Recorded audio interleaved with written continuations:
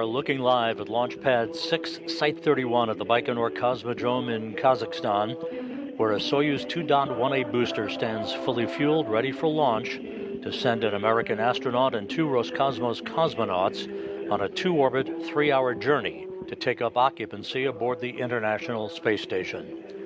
Welcome into the International Space Station Flight Control Room at Mission Control here in Houston at the Johnson Space Center, as countdown clocks tick backward for the launch of the Soyuz MS-27 spacecraft atop its Soyuz booster at 12:47 and 15 seconds a.m. Central Time, 1:47 and 15 seconds a.m. Eastern Time, 10:47 and 15 seconds a.m. at the launch site in Baikonur. Earlier today, the Soyuz booster was fueled for launch by engineers in Baikonur, a process that was completed a few hours ago. The launch control team in Baikonur reports that all systems are go for launch, no issues being worked as the countdown enters its final phase. And as you can see in this live view at Site 31 in Baikonur, clear skies, temperatures in the high 50s for the launch in just a little over an hour from now, 1 hour and 38 seconds from now, to send Johnny Kim, Sergei Ryzhikov, and Alexei Zabritsky en route to the International Space Station. Here in Mission Control in Houston, the team is monitoring the Expedition 72 crew and station systems on the International Space Station.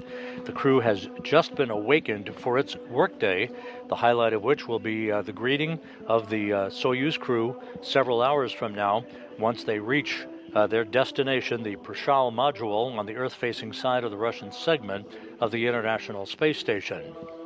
The team here is preparing to support the arrival of Soyuz MS-27 later today. That station population will increase temporarily from 7 to 10 with the addition of NASA astronaut Johnny Kim and his Roscosmos crewmates, Soyuz commander Sergei Ryzhikov and flight engineer Alexei Zabritsky. The crew is all set to begin a flight of just over 3 hours in duration to the International Space Station. Docking is scheduled at approximately 4:04 a.m. Central Time, 5:04 a.m. Eastern Time, and automated docking to the Aprile module, as we said, on the Earth-facing side of the Russian segment of the orbital complex.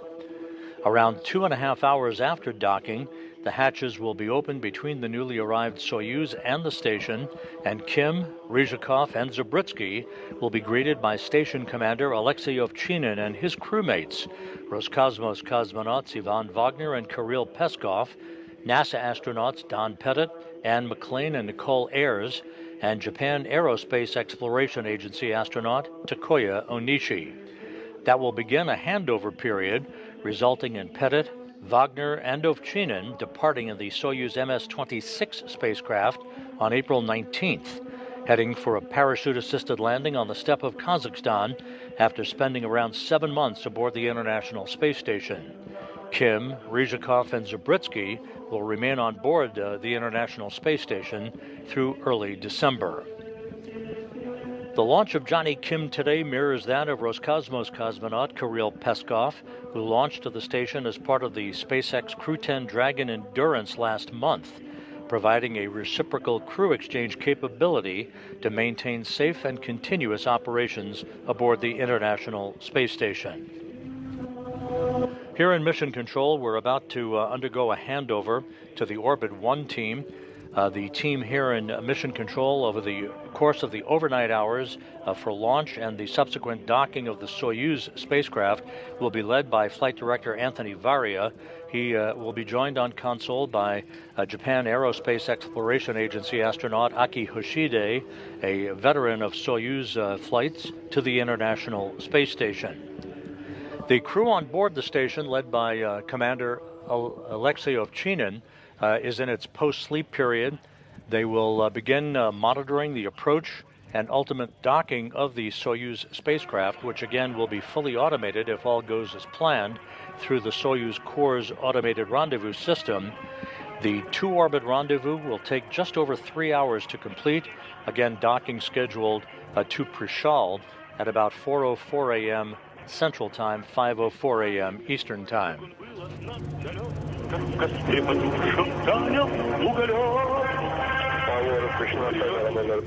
Half a world away at the Russian Mission Control Center outside of Moscow in the town of Korolyov, Russian flight controllers are also monitoring all of the activities associated with the final hour of the countdown that will lead to the launch of Kim, Ryzhikov, and Zabritsky.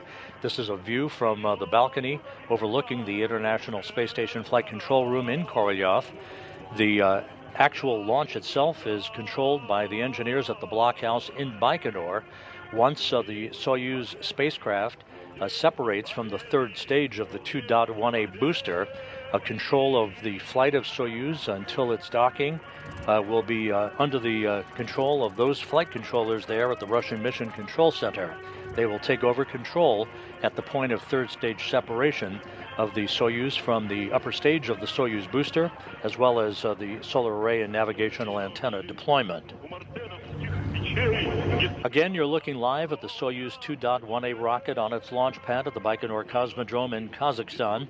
Atop the rocket, encapsulated in the upper stage, is the Soyuz MS-27 spacecraft. That is the ticket to ride today for Johnny Kim, Sergei Ryzhikov, and Alexei Zabritsky.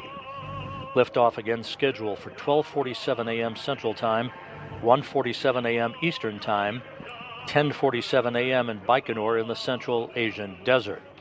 The countdown, now at the T-minus 55-minute mark, is proceeding on schedule, no issues being worked by engineers in Baikonur. Atop that booster, strapped into their seats in the descent module of the Soyuz, that's the center section of the three-section Soyuz spacecraft, are NASA's Johnny Kim, Roscosmos cosmonaut Sergei Ryzhikov, and Alexei Zabritsky. Ryzhikov, as the Soyuz commander, is in the center seat of the descent module, flanked to his left by Zabritsky, serving as board engineer number 1, and to Ryzhikov's right is Johnny Kim, serving as board engineer number 2. The crew actually boarded the vehicle just under 2 hours ago after a very smooth morning of pre-flight activities at the Cosmonaut Hotel. We will be receiving a video of all of the morning's activities in Baikonur about 23 minutes from now. This is the first flight into space for Kim and Zabritsky, Ryzhikov's third flight into space, having chalked up 358 days of spaceflight experience on his 2 previous missions. The countdown is now at T-minus 54 minutes, 15 seconds and counting to the launch of the Soyuz MS-27 crew to the International Space Station. For NASA's Johnny Kim, today's launch marks the start of his first visit to the International Space Station and the culmination of a dream of a lifetime for an astronaut whose past accomplishments are numerous. Let's take a moment to learn more about Johnny Kim and his road to becoming an astronaut.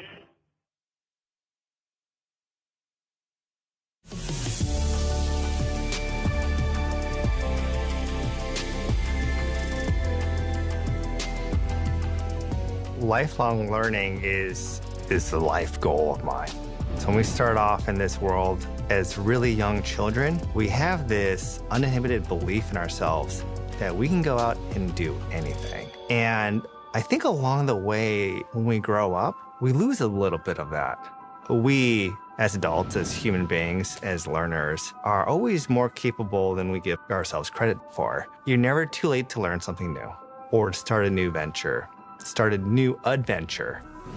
You know, I had the honor of serving our country as a SEAL earlier in my life, and later on as a physician, and now as an astronaut. And I've learned unique things from all of them. This lesson I learned early in SEAL training, to pass the crucible of this training, it's called Hell Week. And essentially, you're up for 5.5 days. No sleep, you get like a couple-hour break. But essentially, for those 5.5 days, you are enduring very harsh physical conditions. After 24 hours, we got our first meal in the galley. Hot food. You were still cold because you're sopping wet and shivering at the table, but it was in a warm environment. And one of the instructors said, I have the entire schedule for the rest of Hell Week. Who wants to see it? And about a dozen people raised their hands and they went over. And about a dozen people immediately quit because they could not humanly comprehend the amount of pain and suffering that was ahead of them. But those who just chose to focus on their next meal, they just had that to work with, not this. Any kind of goal, any kind of mission, if you just think about where you are in the end goal and all the work in between, you're never gonna make it. It's too overwhelming. But if you break that up into much smaller bite-sized pieces, everyone can achieve greatness. And that's what we do here at NASA. Medicine's the last thing I wanted to do. I feel like the universe just kind of picked that path for me, like, you will do this. In order for me to join the Navy as soon as possible, I had to become a medic, or what we call it, a hospital corpsman. So that kind of set the foundation of my introduction to medicine. And then, of course, in the SEAL team, one of my duties was to be the combat medic. And I had the fortune to be able to treat people when they needed help the most. After my experiences in combat and in the military, I just needed to do something else, but I still wanted to serve the public and help others. And to me, medicine was the natural choice. And at NASA, I've been able to kind of put a lot of those lessons that I've learned in my life to practice here. I really feel like I was almost pulled in this direction. I had never seriously considered being an astronaut. It's not because I didn't want to be one, it's just I thought it was unattainable for me, especially as a kid. That started to change as I continued to grow and develop as an adult and have new experiences and realizing, like we talked about earlier, about lifelong learning. It's never too late to learn something new or develop. And so I was very inspired by NASA. It was actually the first Orion mission, right? It was on YouTube. I don't know how it came on my feed, but it was an amazing narration of this mission that I knew nothing about. And that was the first seed for me to be like, wow, NASA's doing something incredible. And they are impacting the community and the world. I would like to be a part of it. And the more I learned about NASA, the more I realized that the same forces that had pulled me into the SEAL teams, into medicine, which is leaving the world better than we found it in our own way, I certainly think NASA does that very, very well. And so I became inspired. I wanted to be a part of the mission, contribute to the mission, and help inspire the world and the next generation to make this world a better place, because right now, it's the only one we got. I'm Johnny Kim, and I'm a NASA astronaut.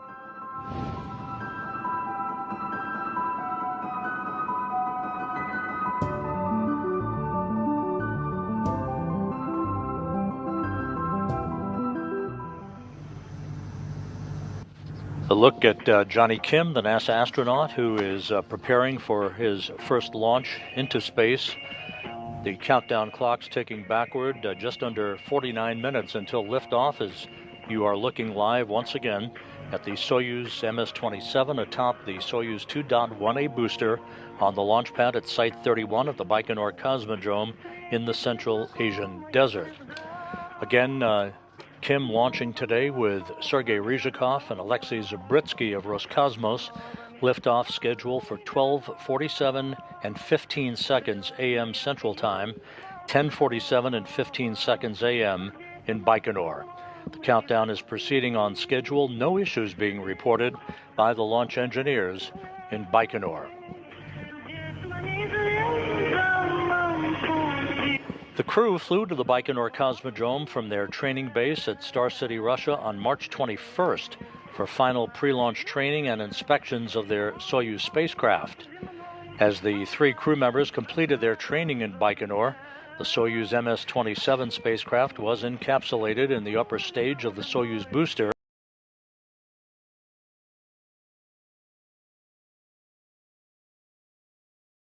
The crew members during launch, entry, and landing, and contains all the controls and displays necessary for the flight.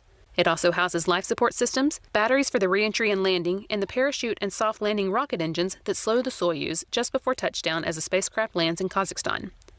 There are 8 hydrogen peroxide thrusters located on the module, which are used to control the spacecraft's orientation, or attitude, during the descent until parachute deployment. The descent module also contains a guidance, navigation, and control system used to maneuver the vehicle during the descent phase of the mission. This descent module is 7.3 feet long with a diameter of 7.1 feet and a habitable volume of 124 cubic feet. It is the only portion of the Soyuz that survives the return to Earth. The orbital module at the top is 9.8 feet long. It connects to the descent module via pressurized hatch. This is where the crew has a small amount of room to move around following launch during the flight to the space station. It has a docking mechanism, hatch, and rendezvous antennas located at the front end. The docking mechanism is used to dock with the space station, and the hatch allows entry into the orbiting complex. The rendezvous antennas are used by the automated docking system, which uses radar, to maneuver toward the station for docking. There is also a forward-looking window in the module that the crew can use to take manual measurements of distance and closing speed with a laser rangefinder in the event of failure of the rendezvous radar system. The propulsion module houses the oxygen storage tanks, the main engine, and the attitude control thrusters, avionics, and communication and control equipment. The propulsion portion of this module handles all orbital maneuvers, including those needed for the rendezvous with the space station and the deorbit burn at the end of the spacecraft's mission. Before they are deployed, the two solar arrays are folded against the body of the propulsion module, which, along with the orbital module, separates from the descent module after the deorbit burn. The solar panels span almost 35 feet. The entire spacecraft serves not only as a crew transport vehicle to and from the space station, but also as an emergency return vehicle in the unlikely event the crew needs to leave the station unexpectedly.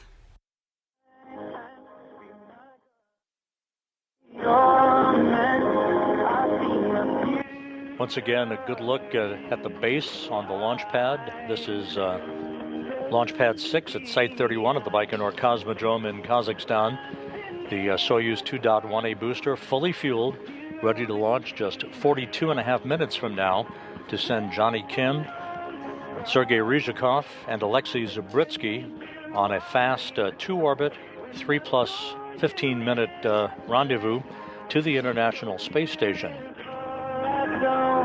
The Soyuz will be launching into what is called a phase angle of 14.6 degrees.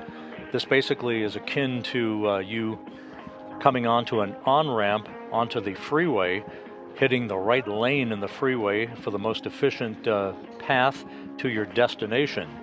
In this case, the destination being the International Space Station, with the launch timed to the moment when the Earth's rotation brings the Baikonur Cosmodrome into the plane or corridor of the launch pad and the International Space Station. Once the launch takes place, the launch milestones during the ascent phase will follow as such.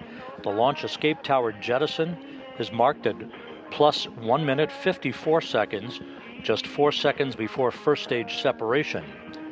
The launch shroud that basically encapsulates the Soyuz spacecraft itself will be jettisoned at the 2 minute 33 second mark into the flight, followed at the 4 minute 37 second mark by second stage shutdown. The second stage will separate about 11 seconds later.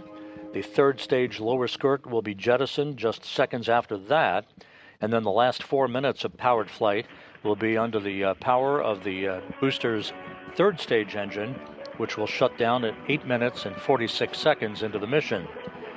That will be followed by spacecraft separation about 4 seconds later, and then the pre-programmed deployment of the Soyuz's solar arrays and navigational antennas will begin.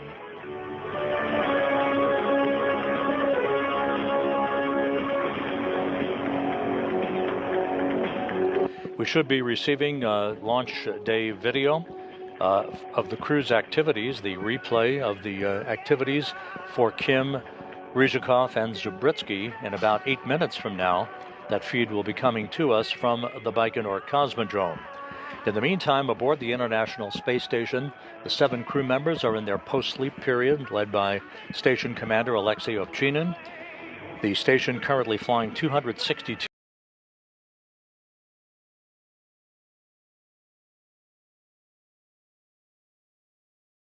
of the countdown. Here in Mission Control in Houston, Flight Director Anthony Varia has polled his team of flight controllers. They are go for launch. That has been relayed to the Russian flight controllers at the Russian Mission Control Center in Korolyov, outside of Moscow.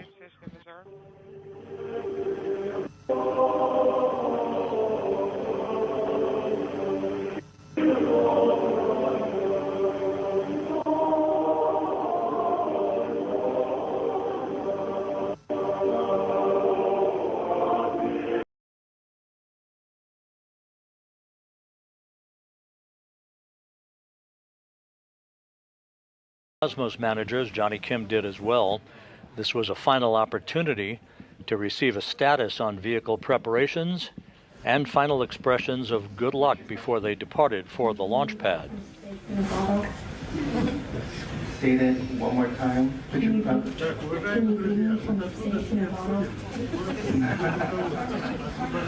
I'll try. What are you going to do in space on the first day? I'm going to look at the Earth. I'm going to think of you guys. And I'm going to try and give you a pause.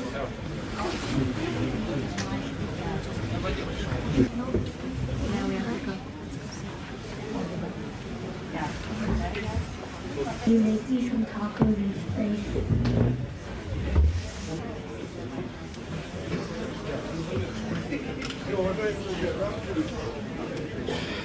There's Chris Williams next to Sergei Sverchkov.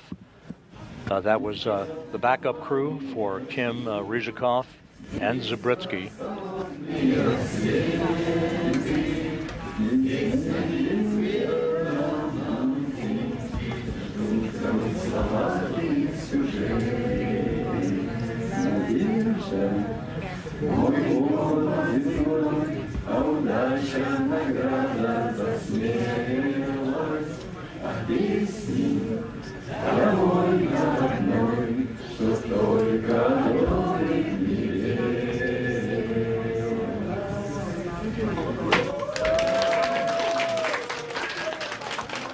Part of the entourage of invited guests, and there you see Roscosmos officials. The new head of Roscosmos.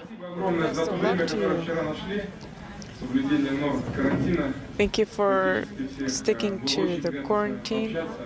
It was wonderful to speak with you. And Alexei, for you especially, best of luck on your first flight. Jonathan, all the best to you. It was wonderful to meet you. All the best. We are cheering for you. We look forward to having you back on the ground. May you complete the program in full and return back safely. Everything is going per plan. We are moving per the timeline. Everything is going smoothly. I want to wish you a good flight and all the best of luck. Thank you, sir. Please send our best to the crew that is on board. They are standing by, waiting for you. May you have a good handover, a good, smooth launch. And I know the crew on orbit is ready to meet you. Station's ready. We're excited to have you guys on board. Ground teams are ready. Flight crew is ready. I'm looking forward to your docking shortly. Thank you, Ken. Sergei, Alexei, Jonathan, all the best to you. May you have a successful launch, a smooth flight, and a great docking. All the best. And you see there Ken Bowersox, NASA's Associate Administrator for Space Operations, Dana Weigel, the ISS Program Manager, part of the NASA delegation there in Baikonur. As tradition called for, the crew members then left the 254 integration building, allowing Ryzhikov, the Soyuz commander there in the middle, to report that he and his crewmates were ready to proceed to the launch pad.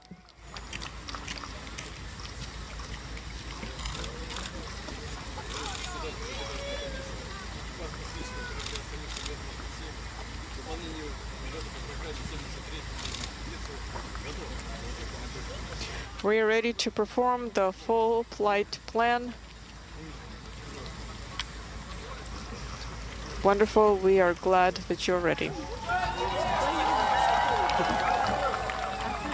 And as you can see, a few final waves to the gathered guests. The crew then boarding their bus for the ride to launch site 31. This occurred about 3.5 hours ago. That trip from the Building 254 integration facility to the launch pad took a little less than an hour to complete across that sprawling and desolate launch complex. The gathering of all of these well-wishers contributing to the wow factor for these launches. Kim there, as you see through the window of the bus. Zabriskie alongside of him, waving goodbye to the crowd as they began to exit the parking lot en route to launch pad 6, site 31, where they then boarded their rocket, as you'll see here in a moment or two.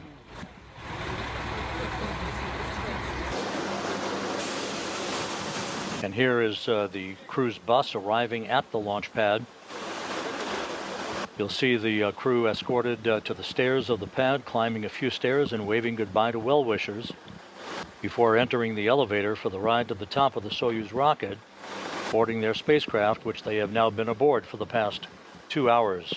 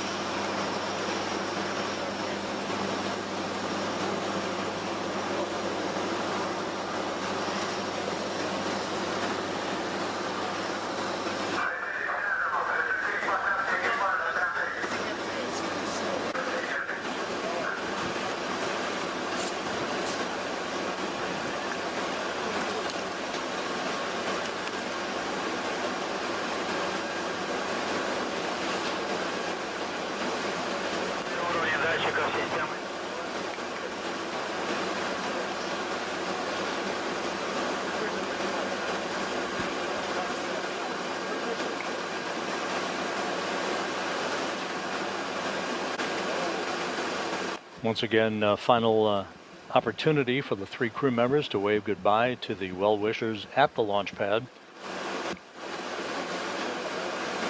before climbing those few stairs, riding the elevator up to the entrance level and the hatchway to the Soyuz descent module to be helped into their respective seats. Sergei Ryzhikov, the Soyuz commander, in the center seat of the Soyuz, flanked to his left by Zabriskie, who is board engineer number 1, and to Ryzhikov's right is Johnny Kim of NASA, board engineer number 2. Back now live with a view of the Soyuz 2.1A booster, the countdown approaching the T-minus 17-minute mark. The International Space Station is flying from southwest to northeast across the Atlantic at the moment, about to cross the west coast of Africa. At the time of launch, the station will be flying 260 miles over northwest Uzbekistan. The station will be about 400 miles behind Soyuz and will pass directly over the Baikonur Cosmodrome 1 minute after Soyuz lifts off. It then will leapfrog past the Soyuz as Ryzhikov, Zabriskie, and Kim climb to their preliminary orbit. 8 minutes and 46 seconds after launch, the third stage engine of the Soyuz booster will shut down. The Soyuz will separate from its launch vehicle and deploy its solar rays and navigational antennas. At that point, the 3 Soyuz crew members will trail the station by 1,008 miles, and the chase will begin, resulting in docking to the Prishal node module on the Earth-facing side of the station's Russian segment at around 4:04 a.m. Central Time, 5:04 a.m. Eastern Time.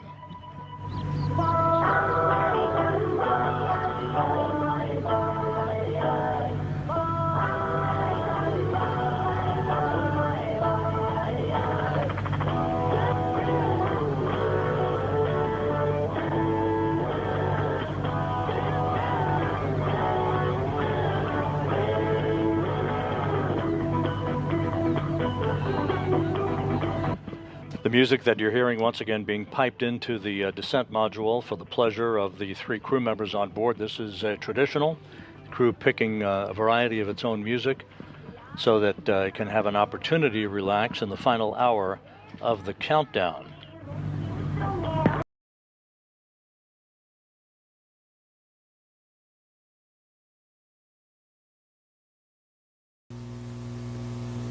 For now, Rob, we're stationed at the viewing site, ready for launch. Johnny is supported here by his family, friends, and NASA colleagues, all eager to cheer him on as he embarks on this journey. We'll hand it back to you in Houston as the final countdown continues toward liftoff. Thank you, Shaniqua. That countdown now has reached the T-minus 11-minute mark. We're about 4 minutes away from the point at which the launch key will be inserted in the launch bunker into the mechanism that basically triggers the launch sequence into automatic mode.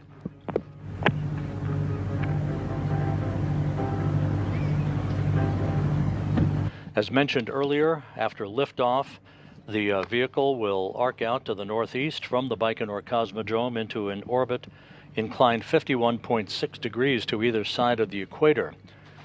1 minute 58 seconds after launch, we will see first stage separation on the Soyuz 2.1A booster, followed about 2.5 minutes after that by second stage shutdown and separation.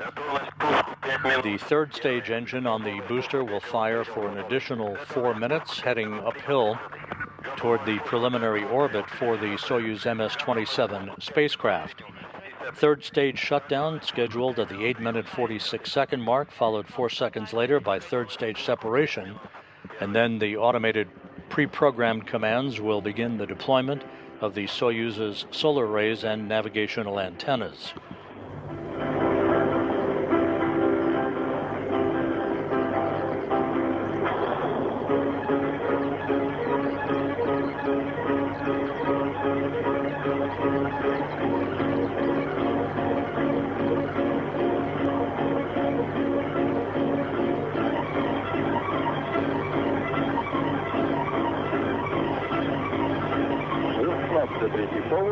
Гермошлема закрыта, КСС в режиме готовности.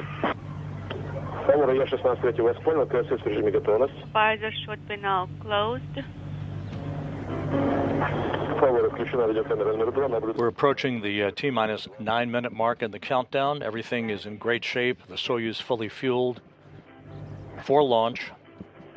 There have been no issues being worked throughout the course of the past several hours by the engineers at the blockhouse in Baikonur.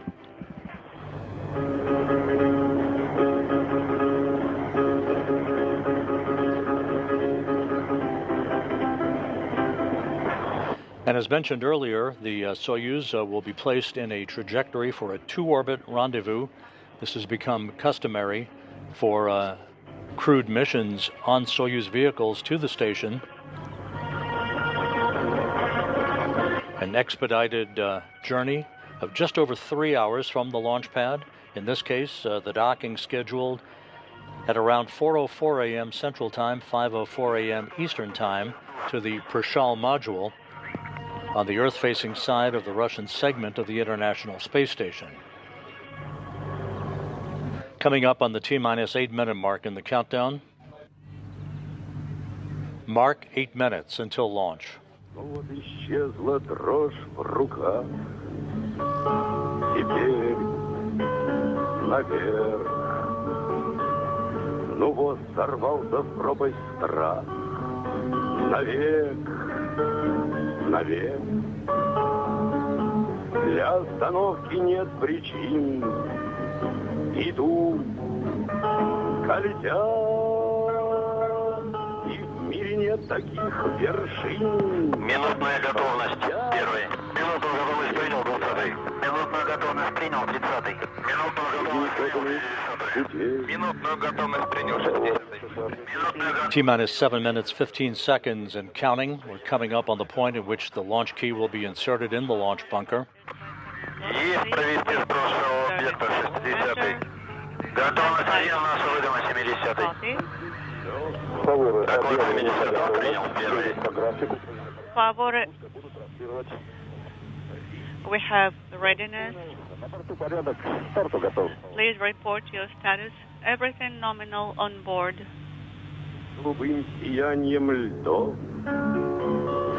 The call sign that Ryzhikov has selected, as he did for his previous mission as a Soyuz commander, is Favore. Each crew has their own call sign for Soyuz vehicles from launch to docking and then from undocking through landing. So you'll hear those call signs being expressed by the flight controllers at the Russian Mission Control Center in Korolyov, as well as from the blockhouse in Baikonur for the final 6 minutes of this countdown.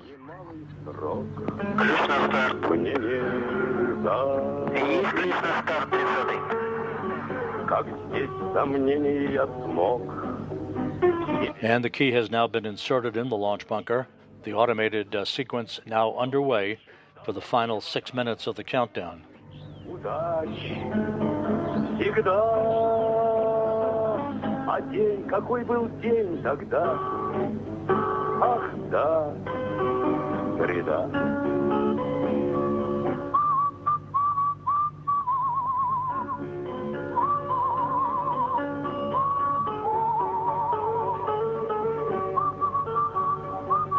Inside 5.5 minutes until launch. Launch control reporting that the range is clear. The Soyuz rocket ready to begin its journey.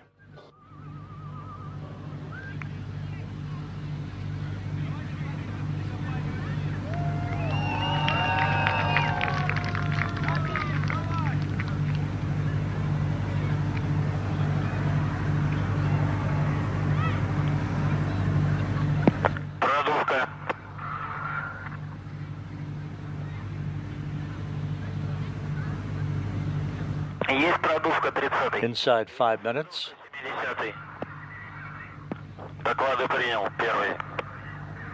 The temperature in Baikonur around 60 degrees Fahrenheit, clear skies, awaiting the liftoff of the Soyuz MS-27 and the next trio of residents to take up occupancy aboard the International Space Station.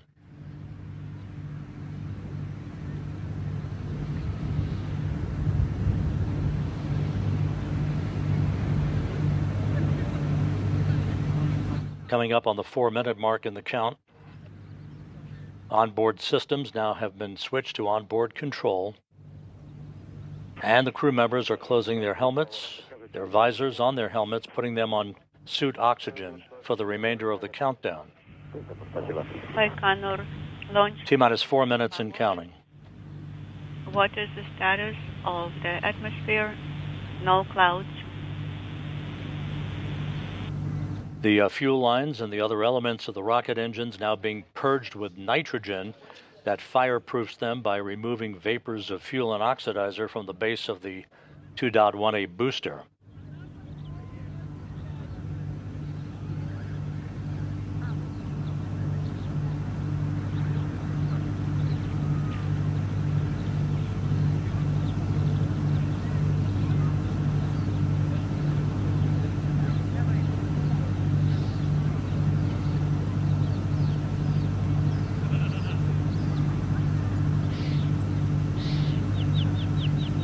Once again, the launch precisely timed for the moment when the Earth's rotation places the cosmodrome in the plane or corridor of the orbit of the space station, inclined 51.6 degrees to either side of the equator. A narrow phase angle for this launch of just 14.6 degrees to facilitate the two-orbit fast-track rendezvous.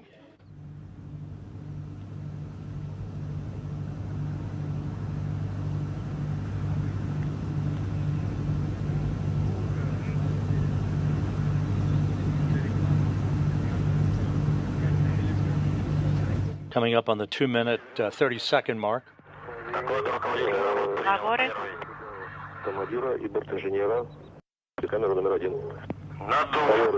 We see the commander and flight engineer.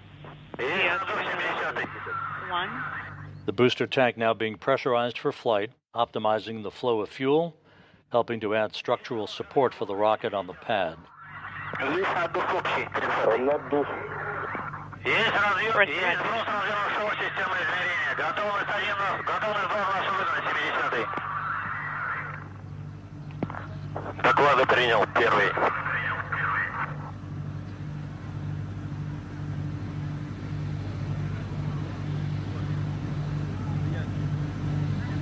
T-minus 1 minute 40 seconds. The ground propellant feed has been terminated.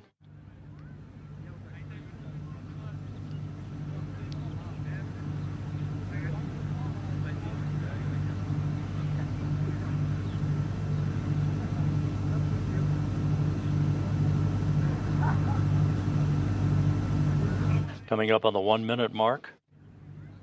Soyuz about to go on internal power.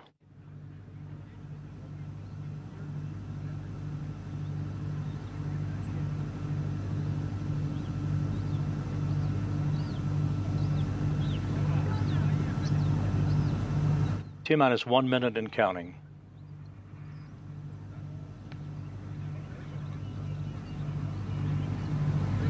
About 20 seconds away from the first umbilical retracting from the side of the booster.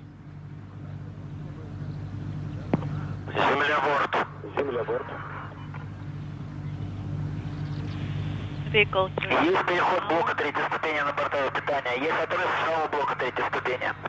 Есть отрыв холодный прием марководных блока И-70. There's the retraction of the first umbilical. Есть мачта 30. Standing by for the second umbilical to retract and initiate engine sequence start. Пуск. Auto sequence initiated, standing by for engine start. We have main engine start. Launch command issued for ignition. 7, 6, 5, 4, 3, 2, 1. Engine ignition and liftoff. Liftoff of Soyuz MS-27, Kim, Ryzhikov, and Zabritsky begin a sprint for a marathon mission on the International Space Station.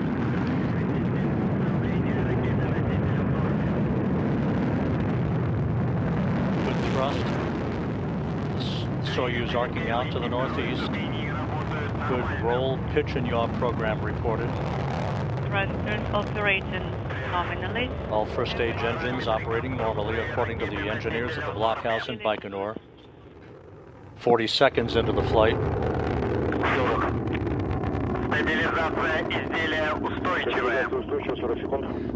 The vehicle parameters are all reported to be stable. Stable at 40 seconds. Everything nominal on board. 1 minute into the flight, the International Space Station flying directly over the Baikonur Cosmodrome. The Soyuz booster passing through the area of maximum dynamic pressure. The crew is feeling good. All vehicle systems reported to be normal. Параметры системы управления ракетой-носителя в норме. 90 seconds into the flight. First stage performance nominal. Everything nominal on board. Copy. About 15 seconds away from first stage separation. 0848, everything nominal on board. Standing by for first stage separation.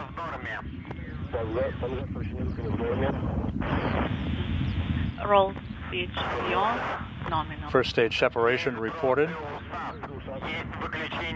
The symmetrical departure of the strap-on boosters. Second stage up and running.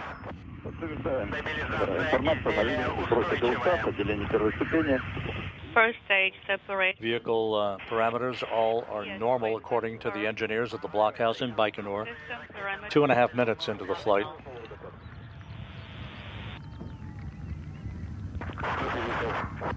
"36 miles in altitude, 75 miles downrange from the Baikonur Cosmodrome. Thrusters operating. Second stage engines all operating normally. Copy. The launch shroud has now been jettisoned as planned. The second stage shutdown will come at the 4-minute, 37-second mark into the flight.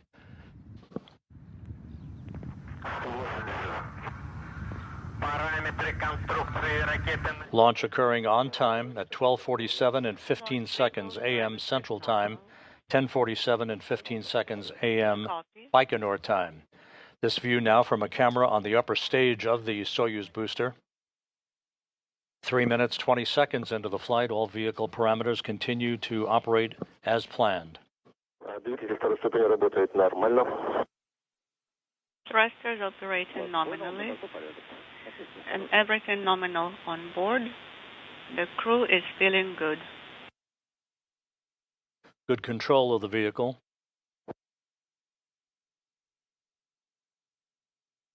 Five minutes of powered flight remaining.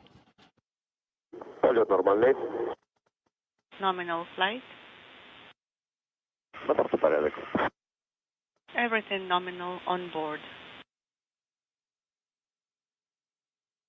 4 minutes into the flight. All vehicle systems reported to be in great shape. Second stage. About 25 seconds to go until second stage shutdown. Nominal on board. The crew is feeling good.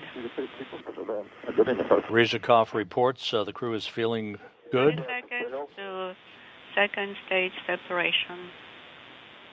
Copy.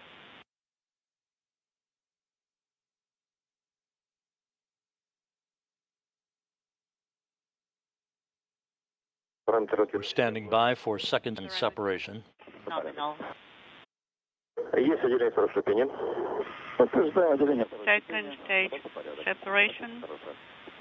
Confirmed. Everything nominal on board. The crew is feeling good.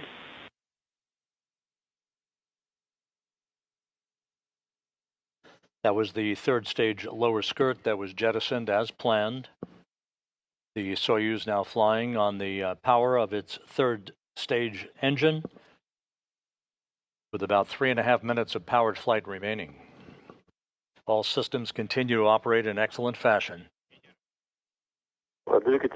Stage engine operation nominal. Copy and into their seats in the center section of the Soyuz MS-27, Sergei Ryzhikov, the Soyuz commander, and the